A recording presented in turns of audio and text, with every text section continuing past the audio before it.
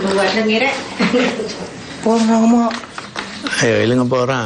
Purnomo siapa? Ya. Saya Pak Purnomo, saya dari Babat, dinas saya di Polres Lamongan. Iya. Tapi ini gatus, Pak. Dalam? Aku nek basa halus ora iso. Bahasa biasa, Mon? Iya. Aku Bahasa basa Indonesia? Ya, gak apa-apa bahasa Indonesia. Masya Allah. Terus itu kalungnya jenengan itu isinya apa kok di ngono kuwi? Tak pasang wiki, tak pasang wiki. Ngono guyu terus piye? Kenapa kalung itu? Ini. Sekarang saya tanya, kalungnya itu isinya apa? Kalung isinya apa? Ya. Ini? Ya. Bukan tulisan Arabnya, bukan? Ya, enggak. Loh, bukan. Nah, ini berarti tulisan Arab. Ya, ada tuh. Oh, itu ada tulisan, ada mahabanya. Ya, tulisan Arab. Tulisan Arab yang nulis siapa? Saya yang nulis. Lah untuk apa? Lah, bukan untuk apa-apa. Ya, ayo. Untuk dipakai. Lah iya. Lah iya. Sampai dipakai itu tujuannya jenengan pakai kalung isi tulisannya Arab itu untuk apa? Lah, tidak untuk apa-apa. Lah tidak untuk apa kok lapo dipakai? Aksesoris. Aksesoris. Kenapa aksesoris kok harus ditaruh di situ? Kalau Bapak ada yang lebih baik, mungkin ini diganti. Loh, begini Pak maksudnya. itu kan yang punya jenengan. Loh, langgi Pak ya. Barangkali Bapak melihat ada keanehan. Bagus itu, Pak. Enggak aneh. Oh, lah ya udah. Soalnya gini, kalau ada yang kurang baik, sebaiknya diberitahukan yang baiknya bagaimana. Enggak. Oh, enggak Pak. Hanya nanya. Makanya saya nanya. Kalau saya nanya terus tadi seumpama sampean ngomong begini, Pak, kalung ini saya pakai karena ini biar saya tambah ganteng. Oh, bukan. Pak, biar saya begini boleh. Bukan, Pak. Bukan aksesoris. Pak, ini contohnya saya gelang juga. Ini kukunya tak potonginnya dulu. Nah.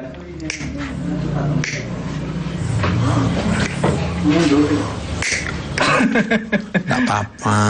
Enggak, emang enggak apa-apa. Saya pikir Apa? ada yang datang mau operasi apa? Enggak, ini udah. Oh iya, benar. Masya Allah.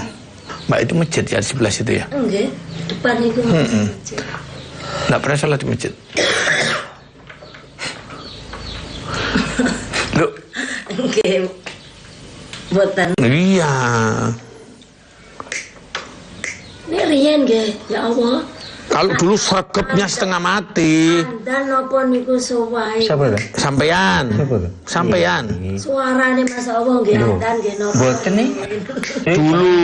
Lebih bikin sesuatu. Ora Anak piro ya? Sampean. Anak siji ya kan. Oh, sampean anak siji. Tapi kan ora dadi, Pak. Karo itu. Nah, mulane nek takok anakku rada Nyantol ya, nangkep ya. Loh, gak maksudnya itu sudah wis pirang tahun aja itu. Nggak anu. saumur Haikal tuh. Haikal bisa Dia Haikal.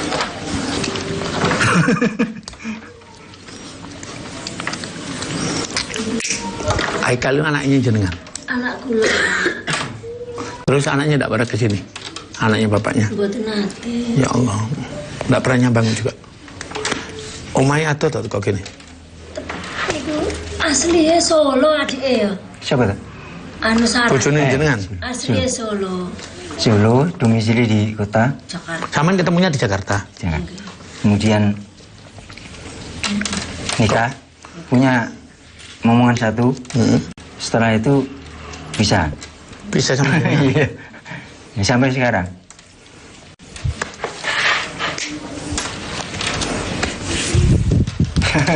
Lapo nguyu. Oh, nah, ada. Loh, Tak lihatnya. silakan. Mana ada tulisannya? Nah, tulisannya. Loh, ya tulisan kanggo apa tuh, Pak? Tulisan Arab-Arab gitu. Lah, iya tulisan Arab-Arab. Dulu pernah mondok. Mboten mondok. Sekolah anak. Loh, opo? Iku opo? Kayu aja. Dari kayu itu apa digawe kalung, kayak simpen. Loh lah iya Pak, aksesoris malah sing tasbih kuwi malah kayu ngene, emblem ini toh. kene muter ngene tasbih. Lho. Lah iya. Lah iya. Gusti Gusti Allah. Amit nggih Mas, amit nggih, amit nggih. Amit nggih, amit nggih. Nggih.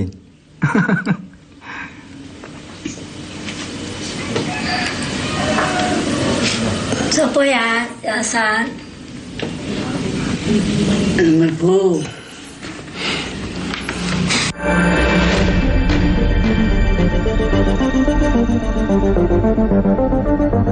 Kalau bicara ngelantur iya, orang dengan gangguan jiwa. Jadi kita ngikutin aja ngomongnya kayak apa. Kami dapat informasi dari pihak keluarga. Pihak keluarga masih sangat yakin sekali bahwasannya Mas ini memiliki sakit ini karena kiriman atau karena hal gaib. Dan kami sampaikan bahwasannya ini murni sakit, murni depresi. Dan kami berusaha gimana caranya Masnya ini nggak ngamuk. Kami ajak ngobrol tenang sekali. Dan sama, kami juga berikan air minum yang sebelumnya kami bacakan Fatihah, biar Masnya tenang. Dan alhamdulillah, proses pembersihan semuanya berjalan dengan lancar.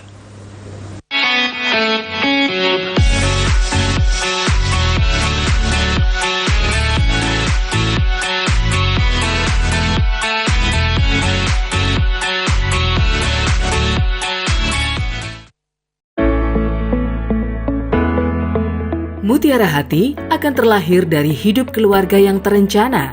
Dinas Sosial Pemberdayaan Perempuan dan Keluarga Berencana berkomitmen memberikan edukasi dan pelayanan bagi masyarakat Banyuwangi untuk mempersiapkan kehidupan yang terencana. Dimulai dari masa muda, masa remaja, diberikan perbekalan untuk mempersiapkan kehidupan baru ke depan dengan lebih baik dalam ikatan satuan generasi berencana. Memberikan ruang diskusi dan konseling calon pengantin agar terlahir generasi sehat, cerdas terhindar stunting, selain juga pemberdayaan kelompok masyarakat dalam rangka percepatan penurunan angka stunting. Assalamualaikum warahmatullahi wabarakatuh. Saya Bupati Banyuwangi mengajak kepada seluruh masyarakat Banyuwangi untuk mari kita bersama-sama menurunkan angka stunting dengan berperan aktif mewujudkan keluarga yang tangguh. Khususnya kepada para calon pengantin, ibu hamil, ibu yang telah melahirkan, serta orang tua yang memiliki bayi kurang dari 1000 hari. Mari kita perhatikan gizi dan tumbuh kembang buah hati kita, dan sebisa mungkin kita menghindari 4T dalam melahirkan. Terlalu muda, terlalu dekat, terlalu banyak, dan terlalu tua. Upayakan untuk menjadi akseptor jangka panjang, seperti halnya MOP, MOW, implan, dan IUD, sehingga bisa membangun keluarga yang terencana. Ayo cegah stunting, menuju Banyuwangi Zero Stunting. Cegah stunting itu penting. Wassalamualaikum warahmatullahi wabarakatuh. Menjadi keluarga yang terencana dan mantap dengan mengikuti program MKJP, metode kontrasepsi jangka panjang, baik berupa IUD, implan maupun MOP dan MOW, serta tetap menjaga keluarga lansia sehingga menjadi lansia yang tangguh. Assalamualaikum warahmatullahi wabarakatuh. Nama saya Pak Yudis. Saya peserta MOP pada tahun 2012 yang lalu.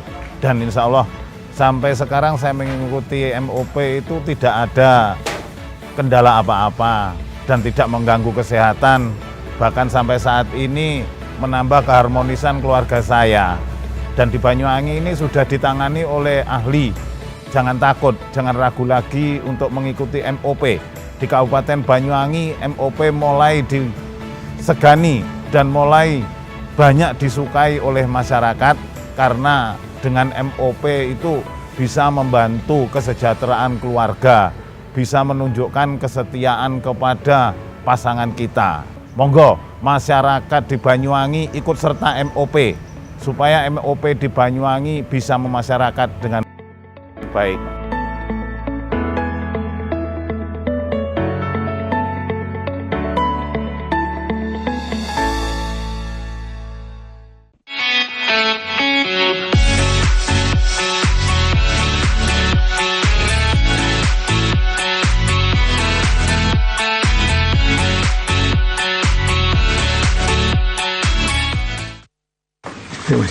Apa tuh? Sudah. Bismillah.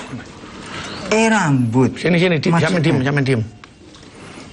Kok sampai sejauh itu? Iya. Ya toh tidak merugikan orang lain.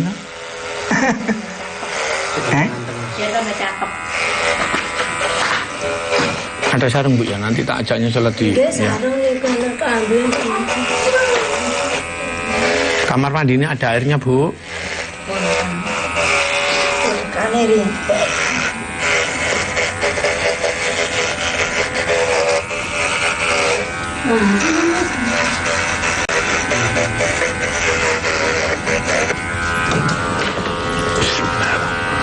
Alhamdulillah.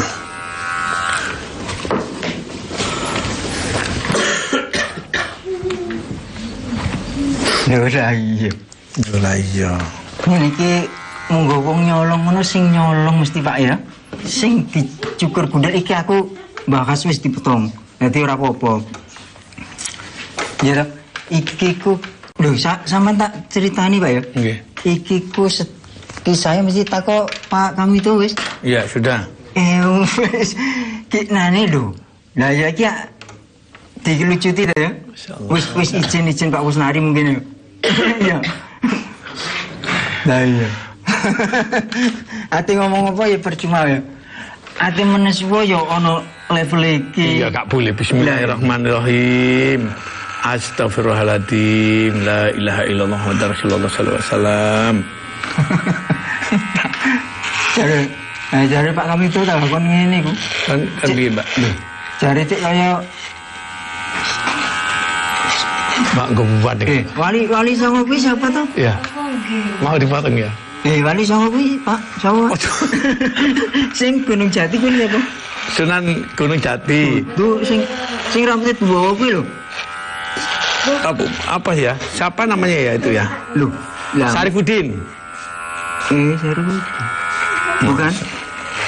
Loh, iki kan ceritane iki kan njogo kawitane.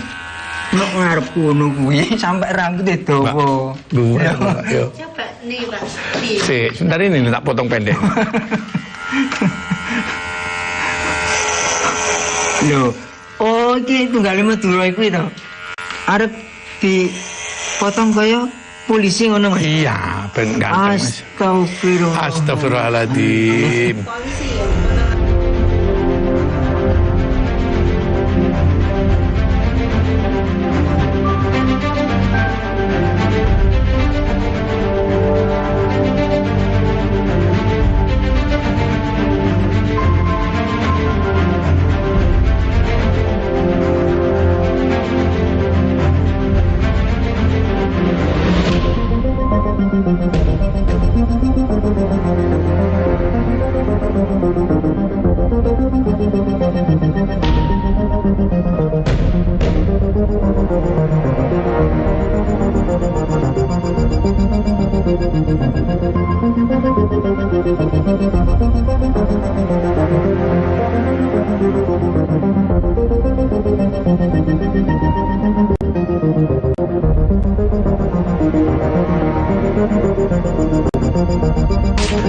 Masya Allah.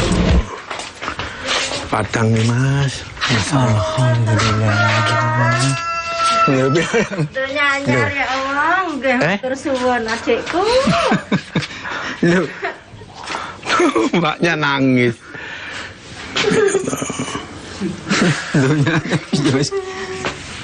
Pirang-pirang tahun tahu kayak ngene ngono. lah kenapa?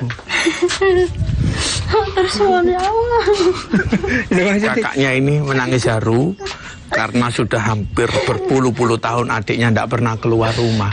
Sampai ada pihak yang mengatakan bahwasannya si Mas ini seolah-olah dikurung oleh orang pintar. Tidak tahu orang pintar itu yang kayak apa. Alhamdulillah ini tadi sudah mandi, potong rambut, sudah luar biasa. Ya Mbak ya? Mas ya? Alhamdulillah. Allah. Di depan, di sini aja nggak apa-apa. Yang penting minta restunya. Pun, ayo cium kaki ibu jenengan. Bapak jenengan, ya. Masya Allah, subhanallah, la ilaha illallah. Oke, napa malah kali mae niku. Kok mati mboten karuan. Sehat walafiat, Mas. Amin. Saya pun ikut nangis. Bu Lina nangis. Bapaknya ikut nangis.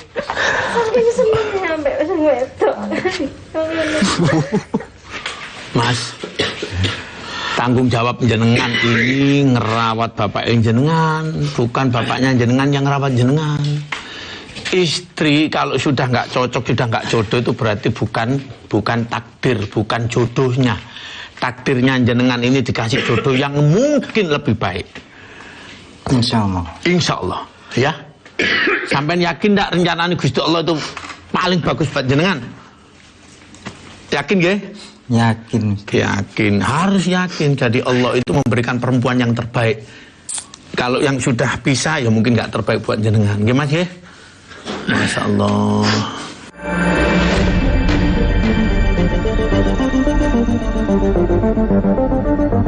Pada saat itu kan ada ibu kandungnya. Setelah kami bersihkan segala macam, kami suruh minta maaf, kami suruh sungkem kepada orang tuanya, dan alhamdulillah masnya mau.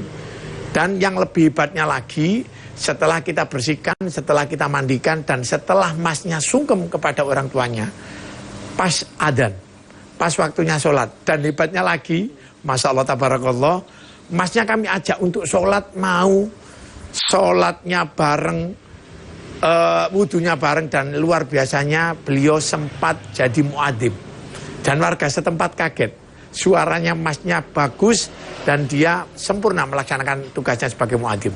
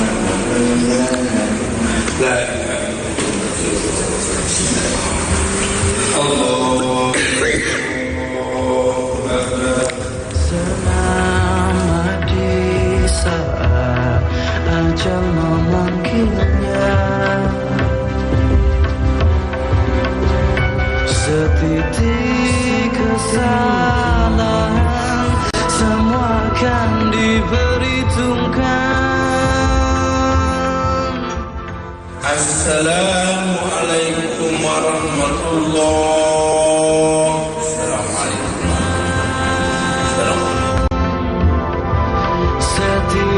Alhamdulillah, setelah hampir bukan setahun 2 tahun, namun ini tadi informasinya berapa Pak? 25 tahun. Sampai ya? Mas, habis ini kalau sholat di masjid nggih. Terus kalau istri nggak usah dipikirkan sudah istri kan sudah bisa. Iya ya, sudah nggak boleh. Kesehatan waktu itu. Iya ya, jadi nanti makannya dijaga. Kalau waktunya sholat, Allahu Akbar, jangan sholat, nggih. Kalau syukur-syukur jangan kembali adzan dulu. Kalau saya tes, sampean bisa nggak suara adzan yang keras gitu, coba. Hayyanal falah. Hayyanal falah.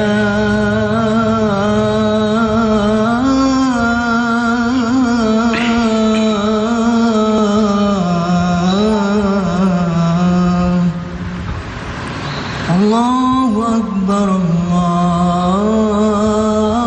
Akbar. Ya ilaha illallah. La ilaha illallah. Kakaknya nangis. Tidak sholat Bu, adanya pinter. Ya, jadi nanti saya aja yang denger nangis Bu. Saya nangisnya di dalam masjid. Ini anu aja. Sampean ikut sama saya mau tak? Kenapa enggak mau? Kenapa enggak mau? Masalahnya biar adannya di rumah saya. Allah Akbar, terima kasih. Buatan Pak. Ya wis enggak apa-apa, sampai enggak mau ikut, tapi saya minta tolong nggih. Minta tolong nggih, nanti kalau asar nanti sholatnya di sini nggih. Insyaallah. Insyaallah ya, sholatnya nanti di sini Pak, nanti diajak nggih Pak nggih. Ya. Saya pulang nanti kalau waktunya sholat asar sampean yang adzan nggih Mas. Insyaallah. Insyallahnya iya ya. Insyaallah. Ya. Iya. Ini tinggal bimbing saja Bu. Ini tinggal bimbing saja. Ini tinggal bimbing saja, tinggal nyerahkan saja ya. Masya Allah. Buatan bimbing kok, wong ini pemulihan. Duh, Pak, pemulihan lahirnya jenengan nggih. Jadi nanti lahirnya saya bantu, batinnya nanti jenengan bener-bener minta sama Allah biar bener-bener dijaga sampai ya Mas ya. Insyaallah. Alhamdulillah. Tinggal nanti saya minta enggak, ini sedih loh, sedih ingat memang, ingat anaknya. Soal itu. Ingat anaknya, ingat orang tuanya, ini sedih.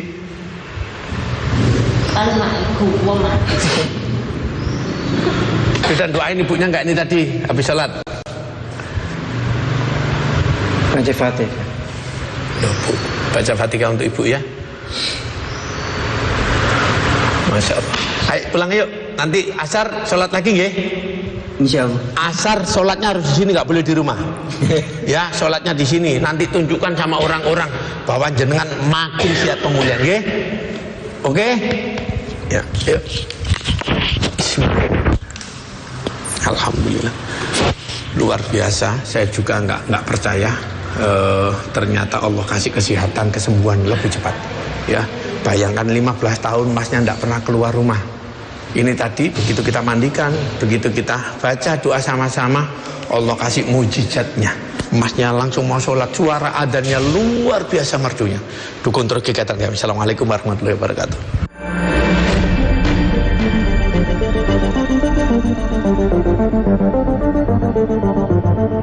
Respon lingkungan sangat berterima kasih dan sangat berharap kepada kami.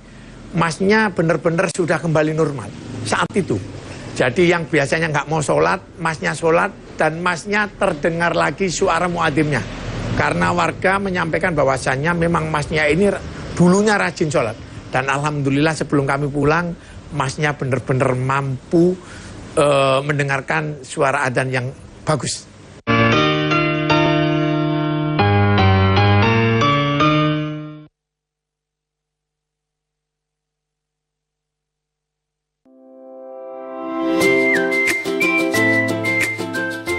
Hai, bingung mau cari tempat liburan yang nyaman dan lengkap? Ini dia jawabannya.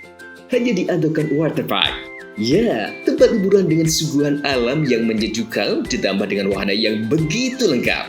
Mulai dari air terjun yang indah, kolam renang dengan air yang murni, ditambah dengan fasilitas yang lengkap mulai waterpark, waterfall, hingga roof dan spot foto yang instagramable. Ayo, ajak keluarga, sahabat, dan orang tercinta Anda datang di Andokan Waterpark.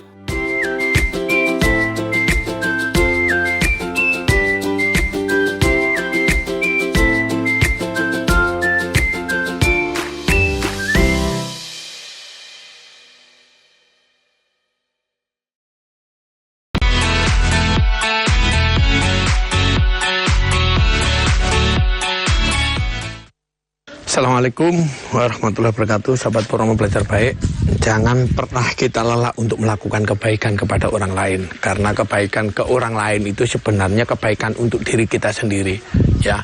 Bukan orang lain yang membutuhkan pertolongan kita, bukan. Namun kita masih memerlukan nilai kebaikan-kebaikan, ya.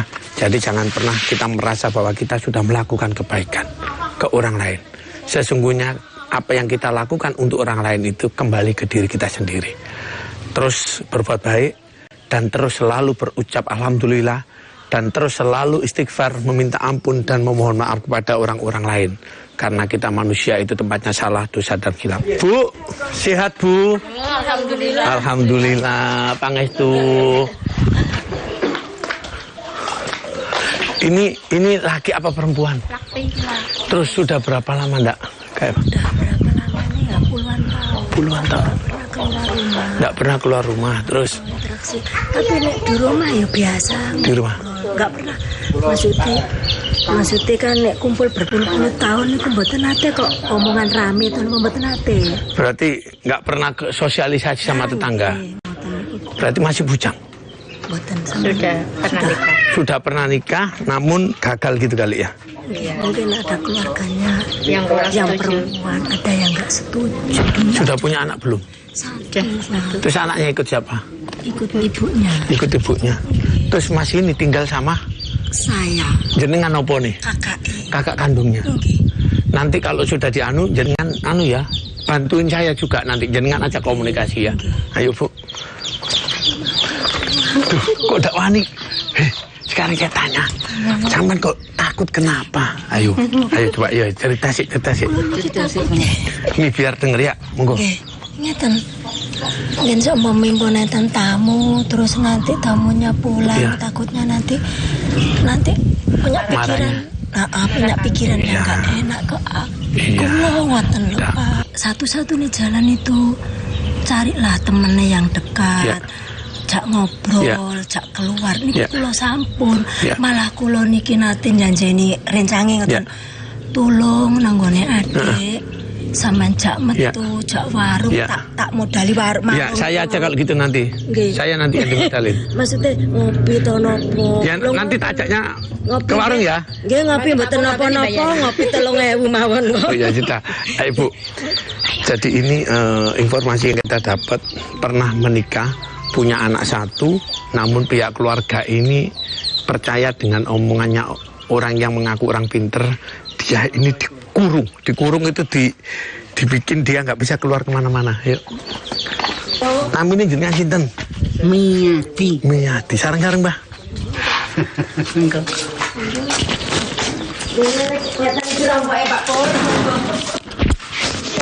Bismillah.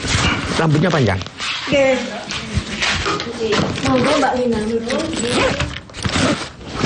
Ada kamar mandinya, Bu? Nggih, monggo. Kamar mandi. Tapi kalau keluar mau ya? Kalau ngobrol-ngobrol di luar mau? Mau. Mbak, itu air putihnya siapa, Mbak? Mbak Kong. Boleh saya ambil, boleh sini. Mbak Kong, ini buat saya ya? Airnya ya, buat anaknya ya? Iya. Monggo pinara. Sampeyan nunggu kene, Mbak. Yo gani namine sinten? Su. Mboten Sing sakit. Sing jaler. Jaler ana omah kok. Niki to, sing teng dalem. Siapa namanya? Niki adik kula to, Nggih. Siswanto. Dan niki? Niki bojo kula. Oh nggih. Pundi? Niki ten kamar. Bismillah. Anak tamu. Assalamualaikum, Mas. Saya Pak Purnomo. Oh, kamu dia. Nah, ayo monggo. Bismillahirrahmanirrahim. Saking griya. Ayo monggo, Mas. Oh, lagi segera. Alhamdulillah.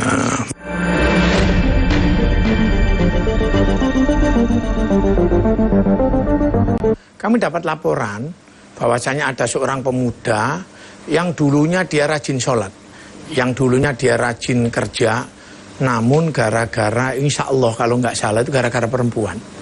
Sehingga pemuda itu mengalami depresi dan keluarga berharap kami bisa membantu minimal untuk penyembuhan dan minimal dia bisa kami rawat di yayasan kami.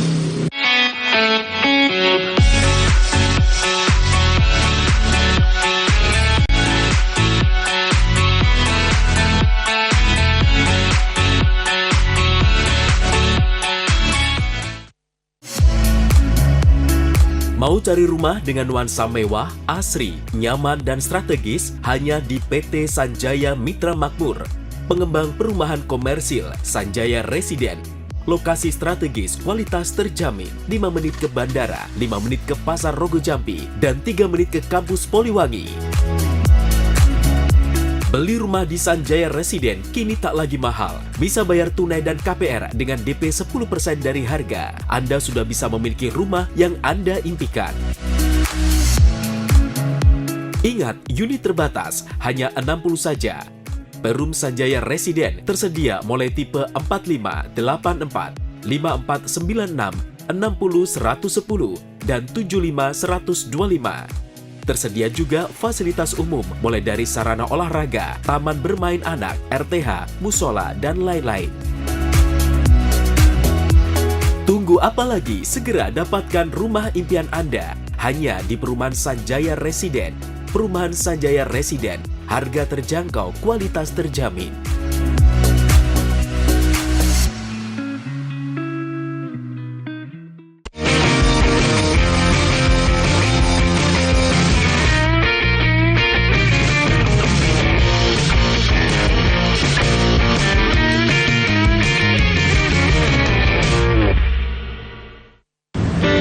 Pemirsa, kali ini saya akan merekomendasikan Anda menu yang berbeda dari menu sebelumnya tadi. Kali ini saya akan merekomendasikan menu kuliner ekstrim yang ada di Pasar Lama, Kota Tangerang, Banten. Di tempat ini ada olahan daging ular dan juga daging biawak. Ternyata kuliner ini dipercaya mampu mengobati beragam penyakit kulit dan juga menambah stamina Anda. Bahkan para pelanggannya juga datang dari luar Kota Tangerang.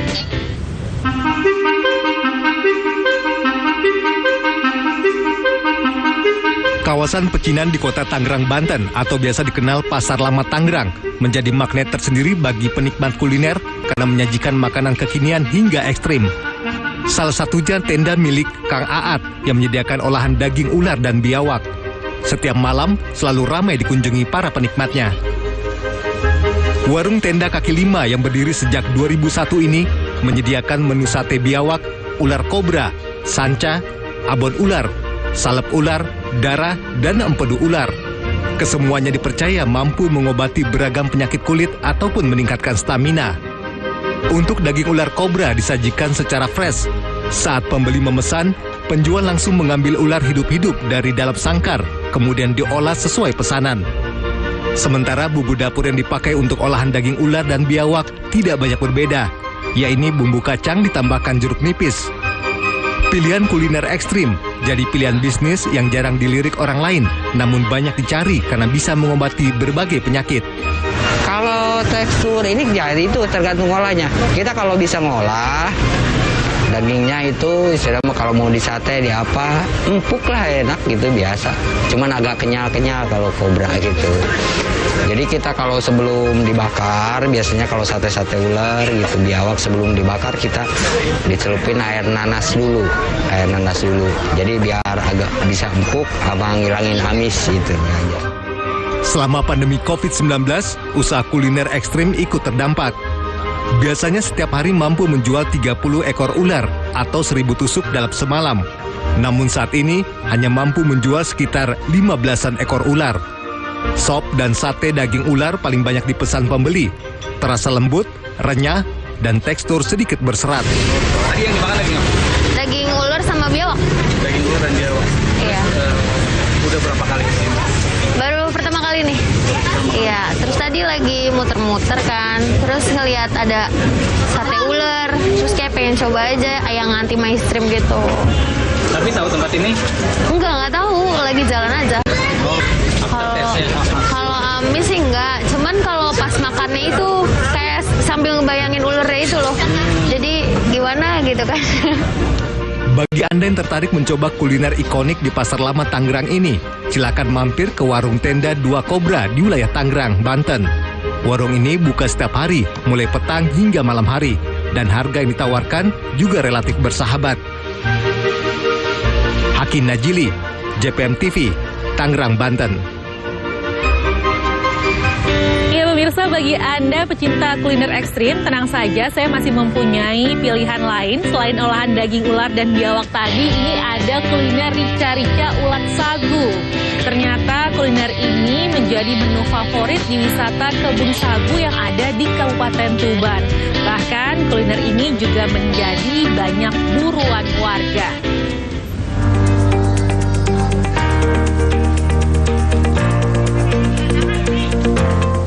Bagi Anda pecinta kuliner ekstrim, maka belum lengkap pengalaman sebelum mencicipi rica-rica ulat sagu khas wisata Palang, Kabupaten Tuban, Jawa Timur.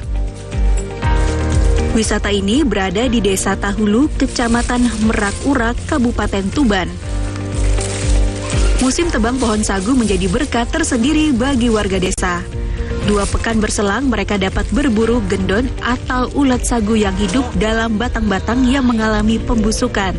Perburuan ulat sagu berbekal senjata tajam dan ember plastik. Senjata tajam digunakan untuk membelah batang sagu yang menjadi tempat hidup ulat, sementara ember plastik sebagai wadah ulat hasil buruan. Mengolah ulat sagu tidak sulit. Pertama, isi perut ulat dibersihkan lalu cuci hingga bersih. Selanjutnya, larva kumbang pengerek ini dimasak rica-rica. Menu ini dapat ditemukan di warung-warung kawasan wisata Kebun Sagu Pelang. Rica-rica ulat sagu ini dapat dinikmati dengan nasi putih maupun nasi jagung. Rasanya cukup gurih dan memiliki tekstur kenyal sehingga memiliki banyak penggemar. Makan gendon sagu, kalau bahasa Indonesianya ulat sagu, Pak. Terus rasanya gimana ini? Rasanya gurih, ada khasnya kental gitu, Pak. Ini dimasak apa, Mas, biasanya? Ini dimasak rica-rica. Enaknya dimakan sama nasi apa ini, Mas? Nasi jagung. Biasanya yang sering itu nasi jagung, rasanya lebih cocok. Untuk mencicipi 1 porsi rica-rica ulat sagu, Anda hanya perlu membayar Rp15.000. Namun minimnya ketersediaan bahan baku, maka calon pembeli harus pesan terlebih dahulu. Apa ini tadi? Ulat sagu. Berburunya di apa itu? Di pohon yang sudah mati. Dapat banyak nggak, Pak? Dapat 1 aqua. Dimasak apa terusan tadi? Di rica-rica. Peminatnya banyak itu, Pak? Banyak. Dijual berapa kayak gitu? 15.000. Tiap hari selalu ada? Selalu ada, tapi harus pesan dulu. Harus pesan ya. Hamparan pohon sagu banyak tumbuh subur sepanjang aliran sungai Desa Tahula, Kecamatan Merak Urak, Kabupaten Tuban. Kawasan ini disulap menjadi tempat wisata. Pohon sagu juga ditebang untuk dijadikan tepung dan berbagai olahan makanan serta masakan. Salah satunya rica-rica ulat sagu. Diki Nurholif, Kusni Mubarok, CTV Tuban.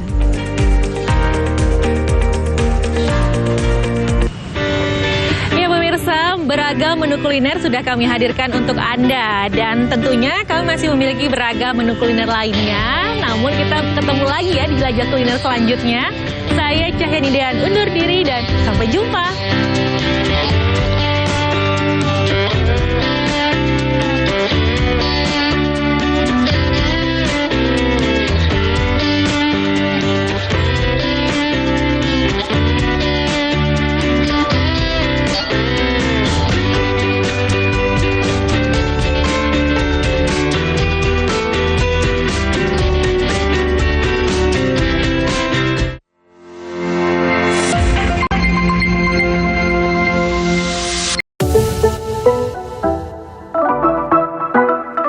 Rumah Anda belum diplafon? Kini sudah ada distributor resmi Civita Kurjaya Plafon Banyuwangi, Istana PVC Purwoharjo, dan Galeri PVC Srono. Siap memberikan tampilan rumah Anda tampak mewah, nyaman, dan elegan. Tersedia plafon PVC Mozart dan batik yang istimewa, kuat, anti rayap, dan jamur. Mudah dibersihkan, ringan, tahan air, tidak merembetkan api. Selain melayani pemesanan grosir dan ecer, kami juga melayani jasa pemasangan yang lebih cepat, rapi, dan bersih dengan harga sangat terjangkau. Juga melayani penjualan list figura, hologalvanis, hologalvalum, kanalsi, spandek, aksesoris, dan lain-lainnya.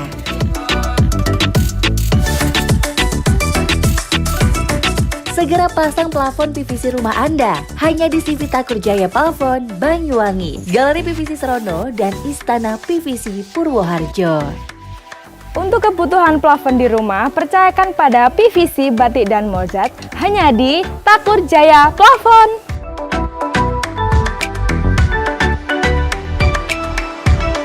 Urusan plafon, kami ahlinya.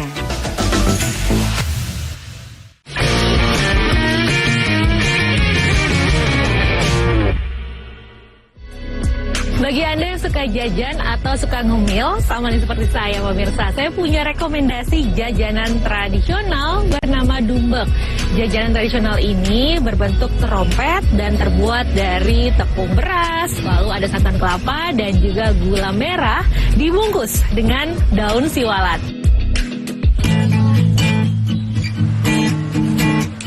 Masyarakat di Desa Kesamben, Kecamatan Plumpang, Kabupaten Tuban, Jawa Timur memiliki jajanan tradisional namanya dumbek.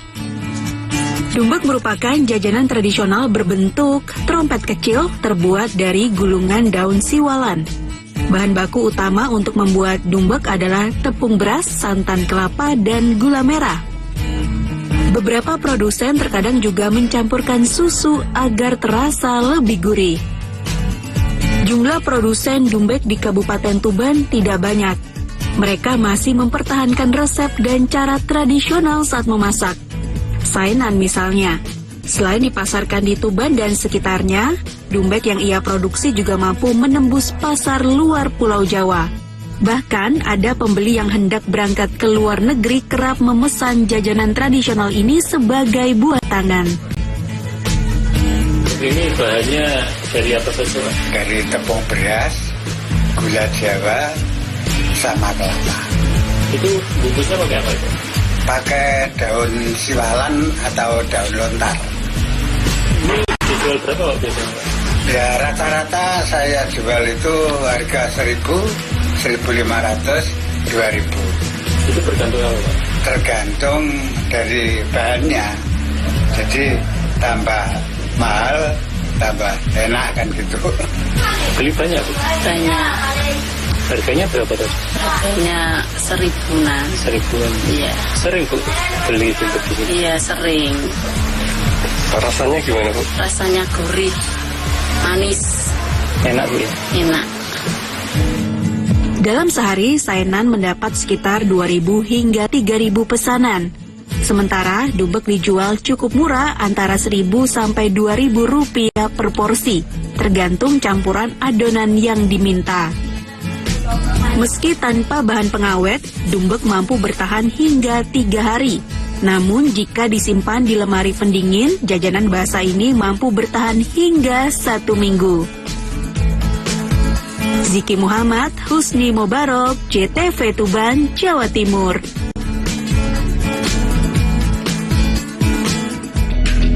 Surabaya memiliki ragam menu kuliner yang menarik. Salah satunya ada rujak sayur asin.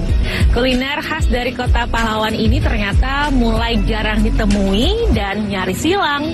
Lalu seperti apa pemirsa bentuk dari rujak sayur asin? Kita lihat bersama yuk.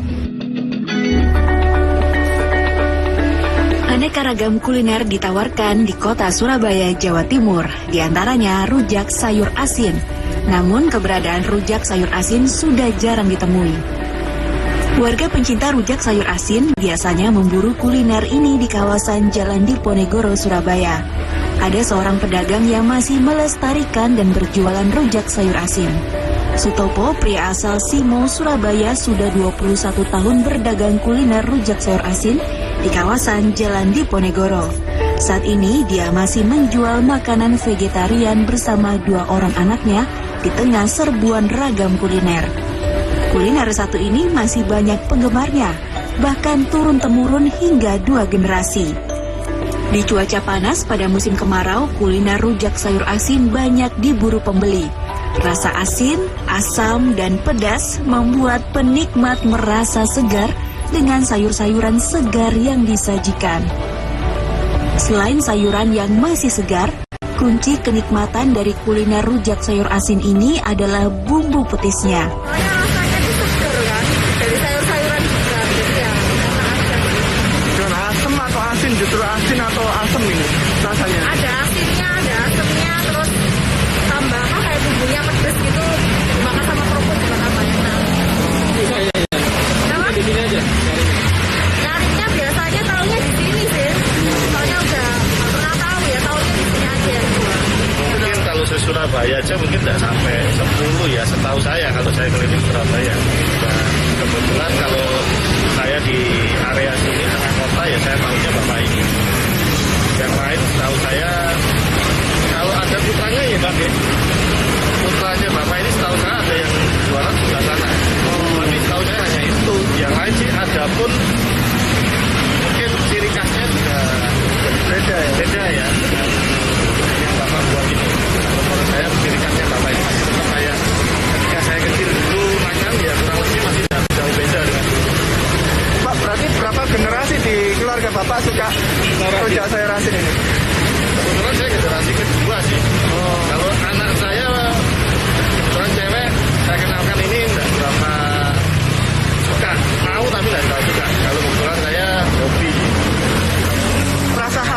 sih Pak rasa khasnya itu? Kalau rasa khasnya pertama tergantung dari petisnya ya. Bahan dari kuliner rujak sayur asin cukup sederhana, yakni bumbu petis, bawang putih goreng, serta sayuran seperti sawi yang difermentasi, acar mentimun, serta tahu goreng. Cukup enak dinikmati dengan kerupuk, dan beberapa potong cabai rawit untuk sensasi pedasnya. Rujak sayur asin masih memiliki banyak penggemar. Dalam sehari, Sutopo bisa didatangi kurang lebih 100 orang pelanggan. Asin ini sudah berapa tahun Pak jualan Pak? Ya, 21 tahun. 21 tahun. Hah? Dalam sehari berapa pelanggan Pak yang beli? Kurang lebih 100 pelanggan per hari ya. Karena sini banyak apa sih Pak? Sawi, tahu, acar, kerupuk. Terus yang istimewanya dari sayur ini dari Bapak Pak? Dari bumbunya. Kuncinya dari bumbunya. Kalau bumbunya nggak enak semua. Satu porsi rujak sayur asin ini dijual seharga Rp13.000 per porsi. Harga terjangkau dan ramai peminat. Anda bisa mencoba kuliner asli kota Surabaya yang satu ini. Bagus Setiawan, JTV, Surabaya, Jawa Timur.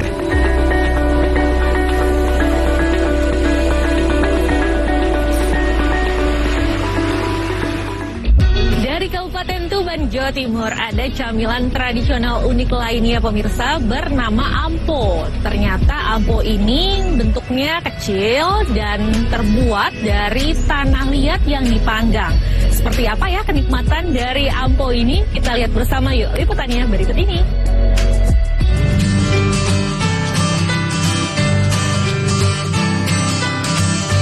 Usianya tak lagi muda, Rasima 85 tahun masih sangat cekatan meramu camilan tradisional khas Tuban, Jawa Timur, ampo. Camilan tradisional ini dikenal di Desa Bekti Harjo, Kecamatan Semanding. Tanah yang digunakan untuk membuat ampo ini bukan jenis tanah sembarangan, namun harus yang bertekstur lembut, bebas pasir, kerikil, batu, dan kotoran, serta yang sedikit mengandung air. Untuk membuat ampo, Rasimah membuat adonan dengan menambah air secukupnya hingga adonan kalis dan tidak lengket. Lalu adonan dibuat berbentuk kotak dengan menumbuk menggunakan palu dari kayu. Berikutnya Rasimah menyerut tanah dari bagian atas dengan menggunakan bilah pisau bambu, sedikit demi sedikit.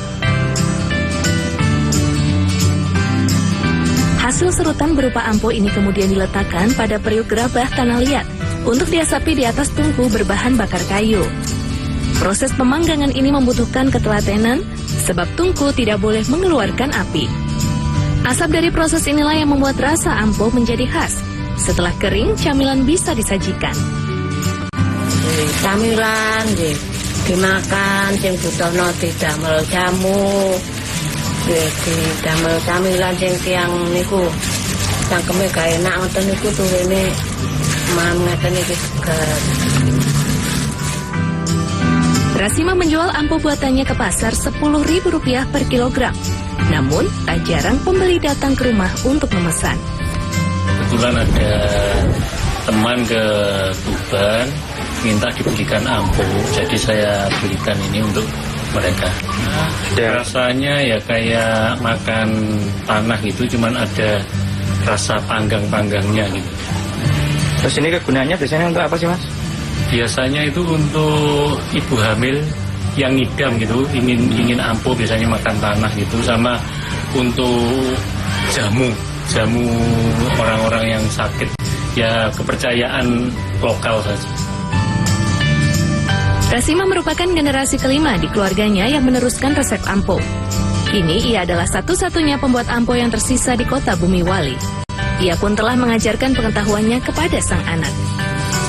Ampo merupakan makanan tradisional yang mulai tenggelam di kikis batu. Dahulu, inilah menu alternatif yang diciptakan masyarakat Trowulan pada masa kependudukan Belanda saat kebijakan tanam paksa. Mahalnya kebutuhan pangan membuat penduduk jatuh dalam ceruk kemiskinan. Dahulu makanan ini dibuat dari endapan lumpur aluvial di tepian Bengawan Solo yang dikeringkan untuk dikonsumsi. Kusnya Mubarok, JTV Tuban, Jawa Timur.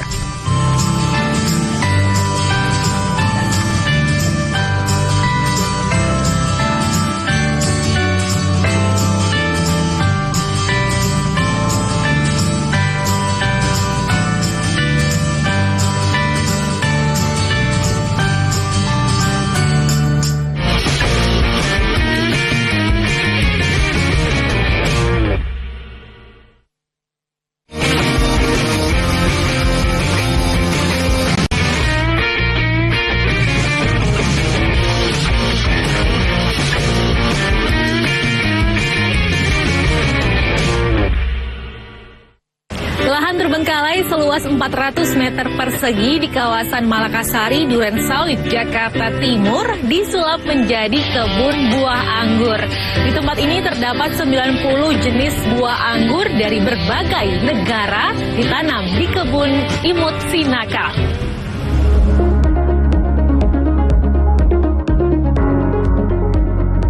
Berawal dari lahan kecil yang terbengkalai, Yatno bersama kawan-kawan petugas penanganan prasarana dan sarana umum Kelurahan Malakasari, Durensawit, Jakarta Timur, menyulapnya menjadi kebun anggur. Kebun kecil seluas 400 meter persegi ini diberi nama Kebun Imut Sinakal, yang berarti niat, sigap, dan berakal. Sebelum menjadi kebun anggur, awalnya lahan ini digunakan untuk menanam sayur mayur. Namun seiring berjalannya waktu, Yatno menggantinya dengan menanam buah anggur. Saat ini ada sekitar 90 jenis anggur yang ditanam dari berbagai negara, mulai dari Coachella, Laura, Angelica, Etalon, Lucia, Carnival, hingga Jupiter.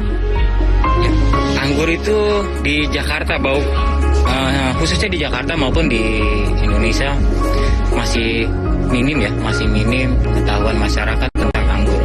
Mereka tahu buah anggur, tapi mereka tidak tahu pohon anggur dan jenisnya asalnya dari mana. Di sini lebih mendorong orang untuk tertarik menanam ya. Di sini kami menyediakan bibit-bibit anggur berbagai macam jenis, yang artinya mereka beli bibit di sini, kita lakukan edukasi pembinaan sampai mampu merawat hingga berbuah. Biasanya buah anggur akan panen setiap 3 bulan sekali, tergantung dari jenisnya. Hasil panen anggur tidak untuk diperjualbelikan, namun diperuntukkan bagi pengunjung yang hadir ataupun dikonsumsi oleh warga sekitar. Berbeda dengan buahnya, bibit buah anggur justru diperjualbelikan bagi mereka yang ingin bercocok tanam. Tentang harga yang ditawarkan beragam, mulai dari Rp125.000 hingga Rp2,5 juta. Kehadiran kebun anggur ini dapat menjadi inspirasi dan bukti bahwa budidaya buah anggur dapat dilakukan di tengah padatnya ibu kota Jakarta. Nurul Khotimah, Bintang Nuari, Jawa Post. Dari Kebun Imut Sinakal, kita ke kota Probolinggo, Jawa Timur. Di sana masyarakatnya terus melestarikan buah anggur yang menjadi ikon dari kota Probolinggo. Nah, anggur ini bernama Prabu Bestari. Inilah kebun anggur yang sengaja ditanam Probi Fadli Rohman, 40 tahun, warga Jerebeng Lor, Kota Probolinggo, Jawa Timur, di halaman keluarga besarnya. Halaman seluas 20 x 12 meter yang awalnya hanya berupa tanah lapang, disulap menjadi kebun anggur yang rindang. Selain bisa untuk berteduh, hasil buah anggurnya bisa menghasilkan pundi-pundi rupiah. Probi dan keluarganya sengaja terus melestarikan anggur karena merupakan salah satu ikon kota Probolinggo, yakni kota Bayu Angga. Bayu berarti angin, anggur dan mangga. Ada beberapa jenis anggur yang ditanam mulai dari anggur Lavale, Autumn Royal, Jupiter, Alfonso, Caroline, hingga anggur kota Probolinggo yang diberi nama anggur Prabu Bestari. Bapak dua anak ini menanam anggur sejak tahun 2019 lalu dan saat ini sudah menikmati hasilnya. Untuk anggur Prabu Bestari per kilogramnya dihargai Rp25.000 dengan memetik langsung dari tangkainya. Cara merawatnya pun cukup sederhana, yakni dengan ketelatenan mulai dari memangkas daun kering hingga memotong buah yang terlalu lebat agar tidak busuk. Dalam setahun, anggur ini bisa dipanen hingga 2 kali. Dan yang paling bagus, anggur berbuah pada saat di musim kemarau. Jika terkena hujan, anggur ini mudah busuk. Terima kasih sebelumnya. Di sini jenis-jenis anggur di sini paling banyak jenis Prabu Bestari. Prabu Bestari, dan juga kita ngisi jenis-jenis lain kayak Jupiter, Alfonso, terus Caroline, dan juga banyak lagi. Tapi saya di sini mau memperbanyak jenis Prabu Bestari, Mas. Kenapa itu? Karena di sini Prabu Bestari adalah salah satu ikonnya kota Probolinggo ya, salah satu jenis anggur yang dirilis oleh kota Probolinggo. Mungkin kelebihannya anggur Prabu Bestari, Mas, seperti apa? Kalau anggur Prabu Bestari ini tidak kalah dengan jenis-jenis impor yang lain ya. Dari berinya juga besar, juga dombolannya juga besar, warnanya juga menarik, agak lonjong. Jadi kalau kita dirawat dengan sebaik-baiknya, tidak kalah dengan anggur-anggur impor yang lainnya gitu. Jadi Prabu Bestari. Untuk perawatan sendiri gimana, Mas? Kalau perawatan di sini saya kira tidak ada kesulitan ya. Untuk merawat anggur tergantung kita aja yang telaten, semangat aja untuk merawatnya. Kalau dibiarkan ya lama-lama tidak mau berbuah itu. Tergantung kita telatennya aja gitu. Untuk rasa, anggur ini tidak kalah dengan anggur impor. Selain legit, kadar airnya juga sangat tinggi hingga membuat penikmatnya ketagihan. Nah, ini tadi yang hitam, ini yang manis ya. Terus yang ini kan ada jenis Prabu Bestari ini. Buahnya besar juga sangat manis gitu. Ya, ini.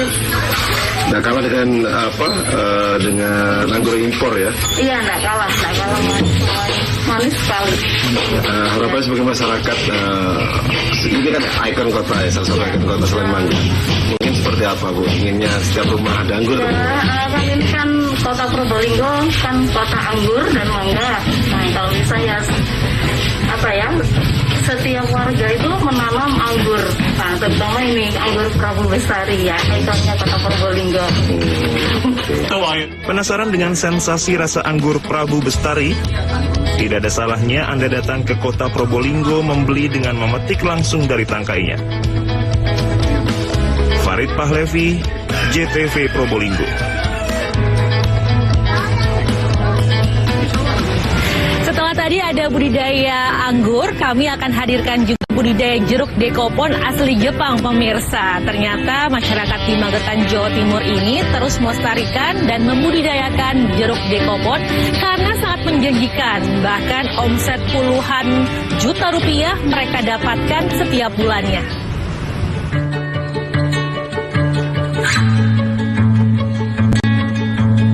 Selain jeruk pamelo yang menjadi ciri khas Kabupaten Magetan, sejumlah warga Magetan, Jawa Timur juga mengembangkan jeruk dekopon.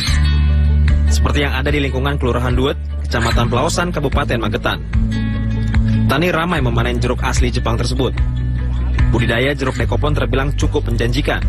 Di tengah pandemi COVID-19, permintaan akan jeruk yang dikenal kaya akan vitamin C terus meningkat. Dari setiap 100 pohon jeruk dekopon, petani mampu memanen antara 150 hingga 200 kg jeruk per minggu, atau 7 hingga 8 kuintal setiap bulan.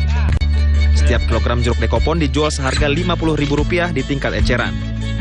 Per bulan, petani mampu meraup omset 35 juta hingga 40 juta rupiah dari panen jeruk yang tidak mengenal musim tersebut. Ahmad Baikuni, penggagas penanaman budidaya jeruk dekopon, mengatakan saat ini sudah tertanam 5.000 lebih pohon jeruk dekopon yang tersebar di Kabupaten Magetan dengan usia tanaman hampir 3 tahun. Pasar-pasarnya ini masih keluar kota. Kemarin sempat ke Carrefour, ke Jakarta, ke Pasuruan. Masih di luar kota karena dampak corona. Belum untuk wisata lokal kan belum dibuka. Para penggagas juga berencana menjadikan jeruk dekopon sebagai destinasi wisata petik yang menarik, layaknya stroberi yang sudah ada di Magetan. M. Ramzi, JTV Magetan, Jawa Timur.